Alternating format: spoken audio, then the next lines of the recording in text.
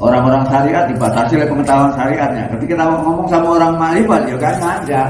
Kalau udah sampai makrifat, juga menjadi terbuka ya. Tapi dia akan menjadi bijaksana. Nggak sembrono mengatakan salah. Memang harus ada makrifat. Makanya kalau kamu bermakrifat, sholatmu sendiri, nggak mau jamaah, nggak jalankan sunnah, kamu bukan bermakrifat, tapi kamu ikut ajaran setan yang sesat, tapi kamu tidak menyadarinya dalam kehidupan sehari-hari. Kalau nggak belajar ilmu tauhid, lewat ya. Jadi wali setan. Sakti, ya sakti bisa ngobatin orang, bisa pindah tempat, bisa mecah badannya. Apa faedahnya? Likaila yastahwiyahu syaitanu yuwaswisu. Supaya syaitan tidak memperdayanya lewat bisikan-bisikan. Jadi ma'rifat syaitan dan ma'rifatullah bedanya cuma satu, Pak. Menghormati syariat.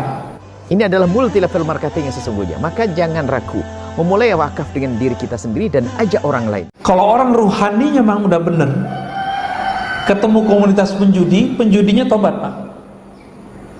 Pasti tobat.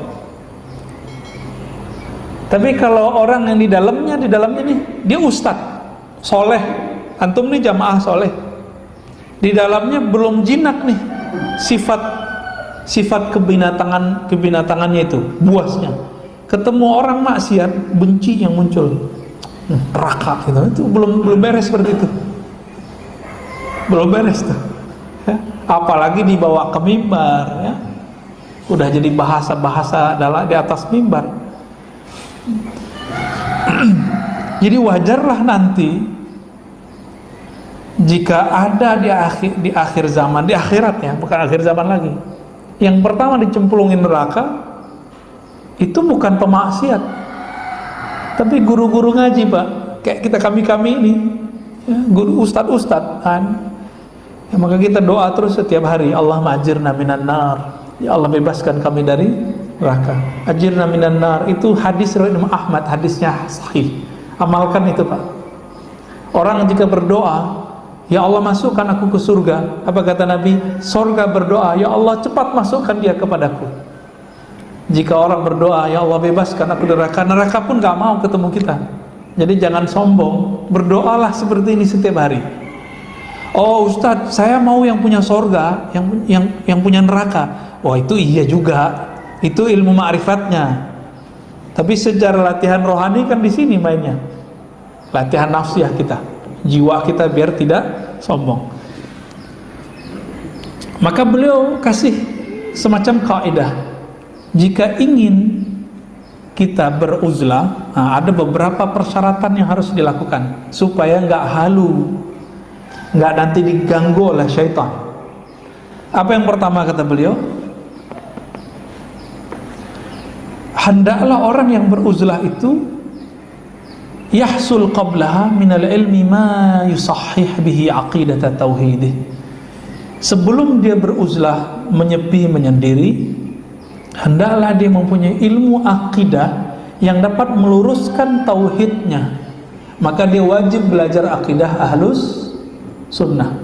Bapak tahu kan Lia Eden tadi yang saya cerita, yang aku sekarang katanya Jibril udah di badannya.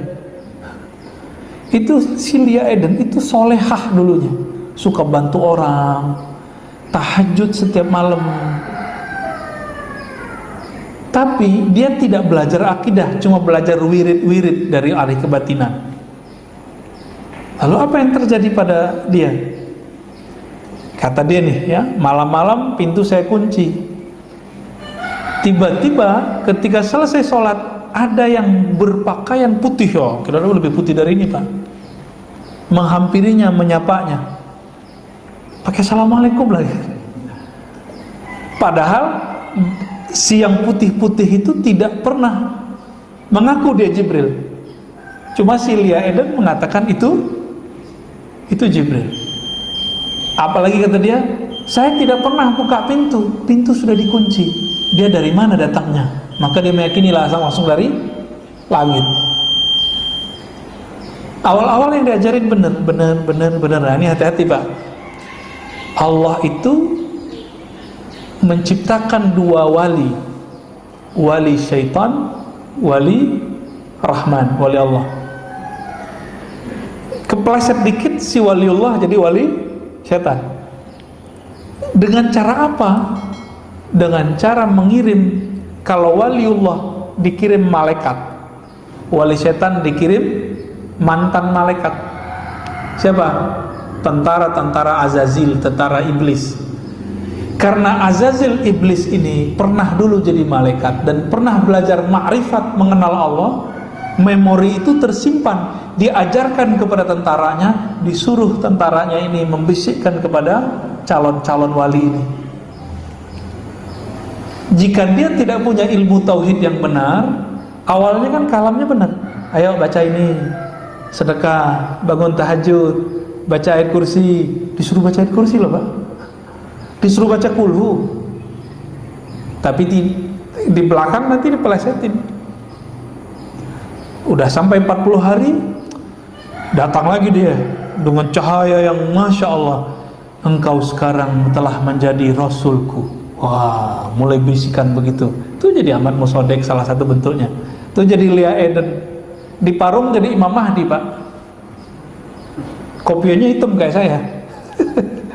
Ya. Ada juga yang ngaku Imam Mahdi, macam-macam. Tinggal kita tanya ya. Jadi kalau ada yang ngaku Imam Mahdi, tanya aja, dia punya nama ruhani nggak? Kalau yang dia kasih nama bapak, nama yang dikasih bapaknya, wah laut itu, palsu itu, ya, halu, yang masuk was-was setan. Iblis ini dulu menggelincirkan moyang kita, Sayyidina Adam, benar nggak? Tergelincir nggak? Bisa tergelincir Pak. Nabi Adam bisa lewat sama iblis. Iblis ini punya ring satu, tentara-tentaranya 70.000. Kira-kira begitu. Kalau dijumlahin, bisa lebih, bisa kurang. Ini mereka langsung diajarkan ma'rifat oleh iblis. Inilah yang akan menggelincirkan wali-wali. Ini udah dihambang pintu kewalian, dia menjadi kekasih Allah. Dipeleset sedikit aja udah. Kalau nggak belajar ilmu tauhid, lewat ya. Jadi wali setan. Sakti, ya sakti, bisa ngobatin orang, bisa pindah tempat, bisa mecah badannya, bisa ketemu di beberapa tempat di waktu yang sama. Di Jawa tuh ada istilahnya, apa pancer-pancer gitu ya, apa namanya? Ya, yang badannya bisa mecah-mecah, ketemu di tempat di waktu yang sama. Ada Pak ilmu begitu. Waliullah juga bisa begitu. Ah, ini kan mirip-mirip nih. Mirip-mirip Pak. Apa kata beliau? Apa faedahnya? Likai la yastahwiyahu syaitanu yuwaswisuh. Supaya syaitan tidak memperdayanya lewat bisikan-bisikan. Ya. Wahyu itu kan bisikan. Wahyu yang turun ke Nabi itu bisikan Pak. Ilham bisikan juga. Apa yang membedakannya? Ini bisikan dari Allah, dari malaikat, atau dari syaitan. Kalamnya hampir sama, tapi nanti muatan terakhirnya beda di tauhid dan syariat. Masih ingat cerita Syekh Abdul Qadir Jilani? Beliau sudah beruzlah lebih dari 25 tahun. Bayangkan Pak, ada yang kuat nggak 25 tahun? Mana ada ustadz sekarang kuat 5 tahun? Saya juga nggak kuat. Ya, 25 tahun nggak bergabung dengan manusia, meninggalkan semua, nggak menikah, nggak ngapa-ngapain, cuma zikir menyebut nama Allah, menyebut nama Allah. Nggak boleh terbersit sedikit pun selain Allah, nggak boleh, batal dia. Tiba-tiba di tahun ke-20-an itu datang cahaya yang berlipat-lipat, mirip-mirip seperti yang diilustrasikan dalam surah An-Nur ayat 35. Allahu nurus samawati wal ard. Allah lah cahaya langit dan bumi. Di tengah ayatnya, nurun ala nur, nur berlapis nur, nur berlapis nur, cahaya di atas segala cahaya. Datanglah itu iblis yang 70.000 itu, datang yang pertama, datang yang kedua. Setan dari api bukan? Api mengeluarkan cahaya enggak? bercahaya juga dia Pak, berlapis-lapis cahaya, sehingga dalam hatinya, wah kayaknya Allah nih. Bisa datang nggak? Bisa Pak. Allah mendatangkan cahayanya bisa, tapi Allah itu bukan zat, cahayanya itu bukan seperti itu. Berkalamlah kalam-kalam tauhid, bagus-bagus, karena setan itu tidak pernah ngomong kasar Pak. Yang ngomong kasar itu sisi nafsiyah kita dalam diri. Kalau setan pasti ngomongnya halus. Ayatnya saya sudah bacakan dulu. Innilaka nasihun amin. Sesungguhnya aku wahai Adam, orang yang sangat lembut, tulus, terpercaya untuk membimbingmu. Kalamnya begitu. Engkau akan aku bimbing hai Adam. Engkau akan aku bimbing hai Abdul Qadir. Keluarlah kalam-kalam, betul-betul panjang kalam itu, sehingga kemudian Syekh Abdul Qadir mengatakan, wah ini kayaknya dari Allah nih. Tapi beliau belum percaya dulu, tunggu, sabar. Sampailah kalam terakhir dari cahaya itu. Jadi ada suara dari kalam, dari cahaya itu. Apa katanya? Sekarang wahai Abdul Qadir, engkau jadi kekasihku, dan semua yang aku dulu haramkan halal bagimu. Syekh Abdul Qadir sebelum dia uzlah, dia belajar fikih dulu Pak, ya, belajar akidah dulu. Dalam bab akidah ada satu bab, orang kafir, orang mukmin jadi kafir jika dia menghalalkan yang pasti haram.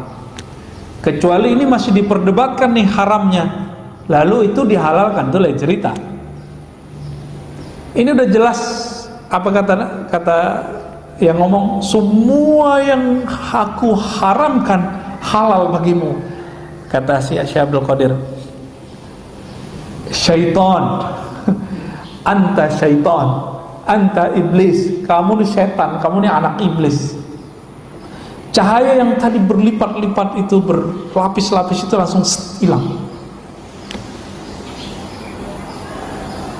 Jadi ma'rifat syaitan dan ma'rifatullah bedanya cuma satu Pak, menghormati syariat. Satu itu aja. Jadi ketemu wali manapun nanti, pastikan dia tidak pernah berkalam menghina syariat. Zahirnya kita nggak lihat dia sholat nih, urusan dia. Zahirnya kita nggak lihat dia mungkin baca Quran, nggak apa-apa. Yang penting dia tidak pernah mengatakan apa itu Quran gitu. Sekarang nggak wajib lagi sholat. Wali kalau jadi wali nggak wajib sholat lagi. Kalau keluar kalam itu berarti dia bukan wali. Tapi kalau dia diam aja Pak, jangan-jangan dia lagi ngelakon depan kita, nguji kita. Kan banyak wali-wali yang nguji kita. Kita ngelihat kolbunya atau ngelihat fisiknya, bertingkah di depan kita, ya itu banyak.